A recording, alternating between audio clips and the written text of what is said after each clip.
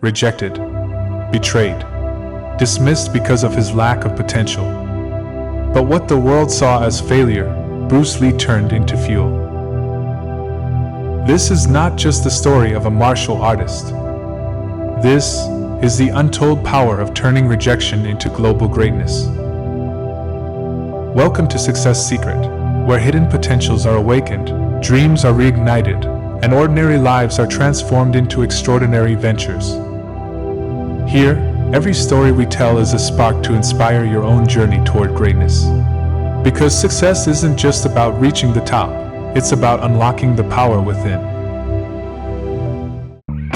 Humble beginnings and fire within. Born in San Francisco in 1940, raised in the chaotic streets of Hong Kong, Bruce Lee was more fighter than philosopher in his early days. He fought gang members, got expelled, and lived a restless youth, until one day, everything changed.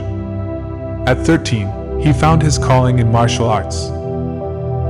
Under his legendary master, Bruce learned not just how to fight, but how to control his power.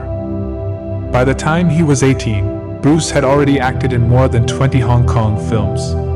But he knew that Hong Kong alone could not contain his aspirations. In 1959, at the age of 18, Bruce moved to the United States to pursue higher education and a better life. While studying philosophy at the University of Washington, he taught martial arts to pay for his studies, developing a unique philosophy that combined physical discipline, intellectual depth, and spiritual awareness. It was here that Bruce Lee planted the seeds of what would become his life's mission, to revolutionize martial arts and break cultural barriers. Rejection sparks a revolution. In the land of dreams, Bruce thought he'd finally rise. He dazzled audiences as Kato in the Green Hornet, but when the cameras stopped, so did the calls. Hollywood had a silent rule: no Asian man leads. They stole his show idea, The Warrior, and gave it to a white actor. Bruce wasn't just rejected, he was erased. Crushed? No. Bruce Lee didn't beg for roles. He built his own empire. He returned to Hong Kong and restarted his work, and suddenly, he wasn't just a star. He was a storm. Determined to take control of his destiny, Bruce signed with Golden Harvest Studios, giving him greater creative freedom. There, he made The Big Boss, 1971, an explosive success that broke box office records across Asia. This was followed by Fist of Fury, 1972, and Way of the Dragon, 1972, the latter of which he wrote, directed, and starred in, introducing the world to Chuck Norris, whom Bruce famously defeated in a climactic battle inside the Colosseum. These weren't just films, they were statements. Bruce Lee was crafting a new cinematic language, blending philosophical depth, emotional power, and real martial arts into a genre-defining legacy. His films didn't just entertain, they empowered millions, especially those from marginalized communities who saw in him a symbol of pride, power, and possibility. Bruce didn't just break stereotypes, he broke tradition. He created Jeet Kune Do, the way of the intercepting fist. It wasn't a style. Unlike traditional styles, Jeet Kune Do was not a set of fixed techniques but a fluid, adaptive philosophy. It emphasized efficiency, directness, and personal expression, using no way as way, having no limitation as limitation.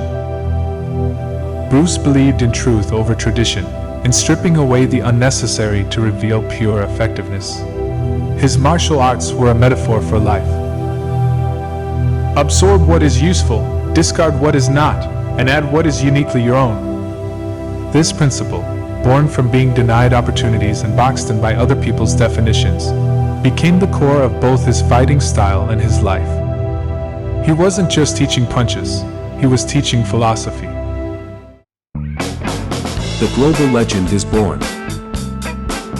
And Bruce? He was magnetic, ferocious, unstoppable.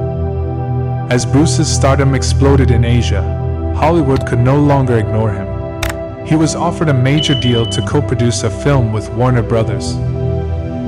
That film became Enter the Dragon, 1973, a Hollywood-Hong Kong collaboration that would cement Bruce Lee's legacy forever. Enter the Dragon was the first major Western film to star an Asian actor in the lead and present martial arts as more than just exotic spectacle. It was art, philosophy, and cultural pride.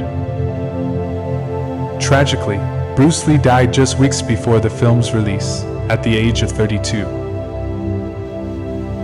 The cause of death remains debated, but the impact of his life became instantly immortal.